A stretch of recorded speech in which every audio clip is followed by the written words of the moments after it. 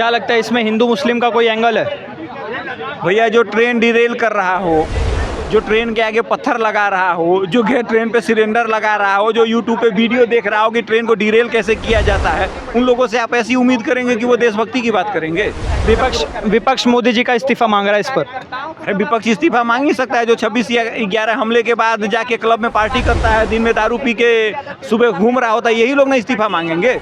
जब केरल में लोग भाग रहे थे तब भी ये लोग हंस रहे थे, जब मुर्शिदाबाद में भागे तब भी हंस रहे थे। ये वही लोग हैं जो देश में रहकर देश के संग गद्दारी करने का काम करते हैं। ये वही लोग हैं जो भारत में रहते हुए भारत की ही खाते हैं और भारत को ही गाली देने का काम करते हैं। काफिरों को मारने के लिए, कत्लो क़िताल के लिए, जब अल्लाह खुद कह रहा है और अल्लाह का काम जो है अपने आप ही आसान हो गया, इन्हें मारना नहीं पड़ा, कुछ नहीं करना पड़ा, तो सीधी सी बात है इनके लिए तो खुशी का जश्न है ना। और उनके लिए इंसानियत दिखा देते हैं, अब तो उन्हें पता नहीं होगा मरे नहीं मरे, जब उसके लिए तो रोएंगे कि हमारा भाई भी उनके साथ शहीद हो गया, उसको तो शहीद कहेंगे। ये क्या नहीं लगता तुम्हें ये जुल्म काफ़ी हो गया? क्या नहीं लगता तुम्हें ये जुल्म काफ़ी हो गया?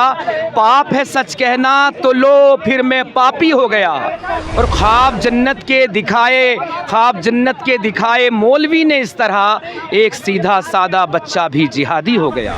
इस देश को दो लोगों से खतरा है, एक MHOD वालों से जो हंस रहे इमोजी लगा के।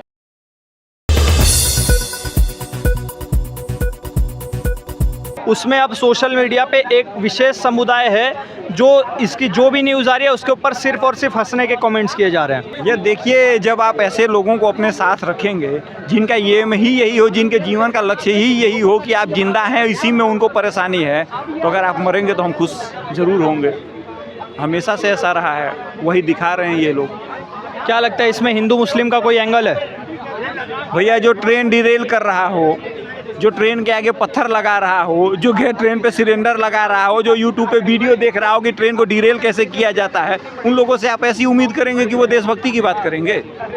ये घटना है या फिर कोई कॉन्स्पिरेसी है? नहीं, देखिए, जब तक कोई जांच नहीं हो जाती इसके बारे में मैं कमेंट नहीं कर सकता। मुझे लगता है ये प्योर दुर्घटना है, क्योंकि बोइंग की ये 15वीं ऐसी फ्लाइट है जो इसी तरीके से गिरी है। इसमें लेकिन कुछ दिनों पहले गुरुपतवंत सिंह पन्नू का वीडियो भी आया था एयर इंडिया को लेकर। नहीं है, बीच से फ्लाइट क्रैश हो गई है, इसमें मैं कोई आतंकवादी की दुर्घटना नहीं मान रहा हूँ इसको। तो इसमें आपको कोई भी आतंकवादी घटना देखने को नहीं मिलती? आतंकवादी घटना नहीं है, ये बोइंग का परमानेंट फेलियर है। जितनी फ्लाइटें इसकी 10-15 साल पुरानी हुई, बहुत सारी फ्लाइटों में ये इस तरीके से दुर्घटना हुई है, मेरे आंखों के सामने से। विपक्ष मोदी जी का इस्तीफा मांग रहा है इस पर। अरे विपक्ष इस्तीफा मांग ही सकता है जो 26/11 हमले के बाद जाके क्लब में पार्टी करता है, दिन में दारू पी के सुबह घूम रहा होता है, यही लोग ना इस्तीफा मांगेंगे। इस्तीफा वही मांग सकता है जो नकारा होता है, जो काम करता है वो कभी इस्तीफा नहीं मांगता। विपक्ष तो लेकिन लगातार हमलावर है भाजपा पे। भैया विपक्ष से सवाल पूछने लेना चाहिए कि भैया तुम फ्लाइट ऐसी कैसी खरीद के लिए जो बीच में ही टूट गई? खरीद को तो मनमोहन सिंह ही लाए थे, जिसमें प्रफुल्ल पटेल के ऊपर आरोप भी लगा था कि इसमें करप्शन हुआ है। इस घोटाले की जांच होनी चाहिए। अब सरकार ने जांच कराई, अपने ही फाइल बंद कर दी थी। तो भाई इनसे, राहुल गांधी से सवाल पूछो ना, तुम्हारी सरकार ने फ्लाइट खरीदी थी, कैसी फ्लाइट खरीद के लाई जो बीच से टूट गई? तो इसका क्या सलूशन आपके नज़र में है? देखिए, इसका सलूशन तो अमेरिका से लेना चाहिए कि भाई तुम कैसी फ्लाइट बेच रहे हो जो बीच से ही टूट जाती है। एक हो तो एक हो, 15वीं तुम्हारी ऐसी फ्लाइट है जो इस तरीके की दुर्घटना हुई है। एक सिंगापुर एयरलाइन की हुई थी मेरे आंखों के सामने, ऐसे बारिश हो रहे थे कि बीच से फ्लाइट टूट गई। ईवा एयर की ताइवान की फ्लाइट है, वो भी ऐसे टूट गई थी। हांगकांग में हुआ था अभी ऐसे। कम से कम 15 फ्लाइट है ऐसी जो बीच से ही टूट गई है, सारी ड्रीम लाइनर थी। तो हमारी DRDO और HAL मिलकर अगर तेजस बना सकते हैं तो क्या एक सिविल एयरक्राफ्ट नहीं बना सकते हैं? जरूर बना सकते हैं, लेकिन वेस्टर्न की मेंटालिटी ये है कि वो बोइंग और एयरबस के अलावा सारा मेजरमेंट उनका है, वो किसी फ्लाइट को मान्यता ही नहीं देंगे। चाइना वालों ने अपनी फ्लाइट बनाई हुई है, लेकिन वो कहते ही नहीं कि तुम हमारे देश में एंट्री कर लो। तो इसमें सरकार भी तो अपना रोल प्ले कर सकती है डिप्लोमेसी के जरिए। ये कंपनियों का मैटर है, और भारत में बहुत सारे लोग हैं जो बार बार DRDO, ISRO और क्या बोलते हैं HAL इनको गालियां देते रहते हैं। उनसे सीखिए। कम से कम अगर सारा कुछ प्राइवेट सेक्टर में जाएगा तो इसी तरीके की फ्लाइटें बनेंगी। या तो आप गरीब है तो या गरीब। जो ये अहमदाबाद में भी प्लेन क्रैश हुआ है उसमें देखा जा रहा है कि एक विश्व समुदाय सोशल मीडिया पे खूब दबा के ठहाके लगा रहा है, इस पर आप क्या कहना चाहेंगे? देखिए, अहमदाबाद में हुए दुर्घटना के लिए कहीं ना कहीं पूरा देश और हम बिल्कुल दुखद है, और उसके लिए हम श्रद्धांजलि देना चाहते हैं। पर मैं बता देना चाहता हूँ, जिस कौम की आप बात कर रहे हो वो कौम है जो गद्दार रही है, जिसका इतिहास ही रहा है, उसके खून में ही रहा है गद्दारी, जो अपने बाप का सगा नहीं, जो अपनी बहन का सगा नहीं, जो अपने किसी का सगा नहीं है, उसकी बात का कोई वो नहीं है। आज मैं बता दूं, ये हंसने वाले लोगों पर अगर देखा जाए तो कश्मीर में लोग जब मारे जा रहे थे, भाग रहे थे, तब भी ये लोग हंस रहे थे। जब केरल में लोग भाग रहे थे तब भी ये लोग हंस रहे थे। जब मुर्शिदाबाद में भागे तब भी हंस रहे थे। ये वही लोग हैं जो देश में रहकर देश के संग गद्दारी करने का काम करते हैं। इनके खून में ही गद्दारी है। ये गाजा के लिए रो सकते हैं पर बांग्लादेश के लिए इनके मुंह से जबान नहीं निकलती, पाकिस्तान के लिए ये शब्द नहीं निकलता। ये वही लोग हैं जो भारत में रहते हुए भारत की ही खाते हैं और भारत को ही गाली देने का काम करते हैं। टुकड़े टुकड़े गैंग, और ये एक ही हैं सारे के सारे। आज जो अहमदाबाद में प्लेन क्रैश हुआ उसमें सोशल मीडिया पे देखा जा रहा है कि एक विशेष समुदाय दबा के ठहाके लगा रहा है। मैंने न्यूज़ अच्छे से नहीं देखी और ज़्यादातर जाहिर सी बात है गैर मुस्लिम ही मरे होंगे, है ना, तभी वो हंस रहे हैं। और देखिए काफिरों की मौत तो इनके लिए बहुत खुशी की बात है, और काफिरों को मारने के लिए, कत्लो क़िताल के लिए जब अल्लाह खुद कह रहा है और अल्लाह का काम जो है अपने आप ही आसान हो गया, इन्हें मारना नहीं पड़ा, कुछ नहीं करना पड़ा, तो सीधी सी बात है इनके लिए तो खुशी का जश्न है ना, खुशी का जश्न है। और कुरान इस बात को ऑर्डर देता है भाई, गलती इनकी नहीं है। पहलगाम में जो आतंकवादी वो घटना वो नहीं है, उनके अंदर से मोहम्मद का सॉफ्टवेयर निकाल दो, इस्लामिक सॉफ्टवेयर निकाल दो, मासूम इंसान है एकदम। तो ये सॉफ्टवेयर जो ना इस्लामिक सॉफ्टवेयर, ये जहाँ जहाँ पहुँचा है, जिस जिस देश में पहुंचा है, उसने वही तबाही मचाई है। देख लो अफ़गानिस्तान को, सबसे अच्छे प्यारे सच्चे कोई मुसलमान हैं दुनिया में आज के टाइम में तो अफ़गानिस्तान के हैं। और अफ़गानिस्तान का क्या काम है, अफ़गानिस्तान का क्या है, वो कुरान पर है। और कुरान कैसी किताब है, आप देख रहे हैं ना, जब अब तालिबानियों की सरकार आ रही थी लोग कैसे भाग रहे थे, प्लेन की छतों बैठ रहे थे। और कमाल की बात यह है भाई मेरे, कमाल की बात यह है, इस्लाम से घबरा के भाग रहा है और अपनी पोटली में, अपने झोले में फिर भी इस्लाम को दबा के भाग रहे हैं, फिर भी इस्लाम को लेके भाग रहे हैं। अब कहीं और जाएंगे, अपने तरीके से फॉलो करेंगे। सर वो जो घटना घटी है उसमें तो बच्चे भी मरे हैं, महिलाएं भी मरी और कुछ मुसलमान भी डेफिनेटली मरे होंगे, तो क्या उनसे और इस्लाम से इंसानियत नाम की कोई चीज़ नहीं थी जो हंस रहे हैं? इस्लाम में गैर मुस्लिम के लिए इंसानियत कहाँ है?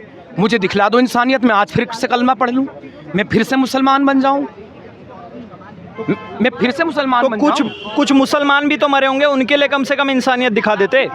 अरे उनके लिए इंसानियत दिखा देते, अब तो उन्हें पता नहीं होगा मरे नहीं मरे। जब उनके उसके लिए तो रोएंगे कि हमारा भाई भी उनके साथ शहीद हो गया, उसको तो शहीद कहेंगे। ये एक चीज़, जब इस तरह की घटनाएं मैं देखता हूं तो मुझे बड़ी दुख होता है। तब मैं आपकी चैनल के माध्यम से अपने हिंदू भाई और सनातन भाई को जगाने की कोशिश करता हूं। इस तरह की घटनाओं पे जब ये हंसने वाली इमोजी बनाकर डालते हैं, अगर अब भी ना जागे हिंदी, अगर तुम नहीं जागे तो परिणाम बेहद क्रूर होगा, रूह कांपेगी तुम्हारी, भ्रम भी चकनाचूर होगा। हिंदुओं का हाल जो आज पाक और बंगाल में, हिंदुओं का जो हाल है पाक और बंगाल में, कट रहे हैं भाई तुम्हारे, फंस रहे हैं जाल में। वही हालत, वही नौबत यहाँ भी आएगी गर हमारी युवा शक्ति प्रेम की गीत गाएगी। आज हम लोग प्रेम की गीत, भाईचारा के गीत गाते चल रहे हैं और वो हमें चारा बनाकर खाने की कोशिश कर रहा है। यही कहता हूँ अपनी युवा शक्ति से, जो भाईचारा और प्रेम की गीत गाना बंद करो और समझो, इन लोगों से सीखो और टुकड़े टुकड़े वाले गैंग को समझो, कौन तुम्हें तोड़ने की कोशिश कर रहा है, कौन तुम्हें काटने की कोशिश कर रहा है, इस चीज़ को समझो। सच बोलने पर जो आजकल मेरे ऊपर बड़ी सरतन से जुदा की धमकियाँ मिल रही है मुझे बहुत ज़्यादा, तो कहा मैंने, क्या नहीं लगता तुम्हें ये जुल्म काफ़ी हो गया? क्या नहीं लगता तुम्हें ये जुल्म काफ़ी हो गया? पाप है सच कहना तो लो फिर मैं पापी हो गया। और ख्वाब जन्नत के दिखाए मौलवी ने इस तरह, एक सीधा सादा बच्चा भी जिहादी हो गया। कुल मिला के इसमें कुरान की गलती है, हदीसों की गलती है, इस्लाम की गलती है। गलती मुसलमान की ना कल थी, ना आज है और ना कभी होगी। जय हिंद। ऐसे लोगों के साथ क्या सरकार को क्या करना चाहिए? देखिए, जैसा कि अभी भाई ने बोला, उन्होंने पूरी की पूरी इतिहास और पूरी की पूरी उनके भूगोल को बताने का काम किया। मैं वही चीज़ कहना चाहूँगा कि ऐसा कौन सा परवरदिगार होगा जिसको ये लोग मानते हैं ऊंचा पैजामा, लंबी दाढ़ी, गोल टोपी वाले। मुझे एक बार बताइए, ऐसा कौन सा परवरदिगार होगा जो ऐसा आदेश देगा कि उसने ही सबको पैदा किया है और वो आदेश दे रहा है कि तुम इसको मारो, तुम उसको मारो।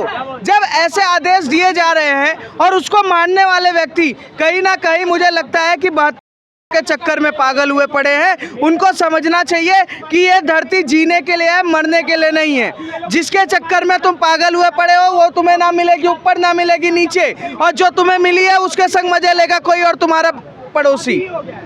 तो सरकार क्या इतनी सक्षम नहीं है कि अपने देश में रहते हुए एक सिविल एयरक्राफ्ट बना सके? देखिए, सरकार बिल्कुल ही सफल है, पर हमारे देश में वो सेकुलर हिंदू जो अपने आप को कहते हैं कि हम सेकुलर हैं, हम भारत के संविधान को मानते हैं, हम भारत की अखंडता को मानते हैं। मुझे बताइए, भारत की अखंडता को मानते हो तो बाबा भीमराव अंबेडकर ने बोला था कि संविधान में समानता की बात की जाती है, कभी की? मैं आपको साफ सीधी बात बता रहा हूँ, इस देश को दो लोगों से खतरा है, एक MHOD वालों से जो हंस रहे इमोजी लगा के, और दूसरा खतरा है जो सेकुलर हिंदू बनकर इस देश में गद्दारी करने का काम कर रहे हैं। तो सरकार को क्या कदम उठाना चाहिए? सरकार को सर इनका पिछवाड़ा तोड़ देना चाहिए, जहां मौका मिले वहीं बजाना चाहिए। 4 मिसाइल वहां छोड़ते हैं, 1 मिसाइल इन पर भी छोड़ना चाहिए।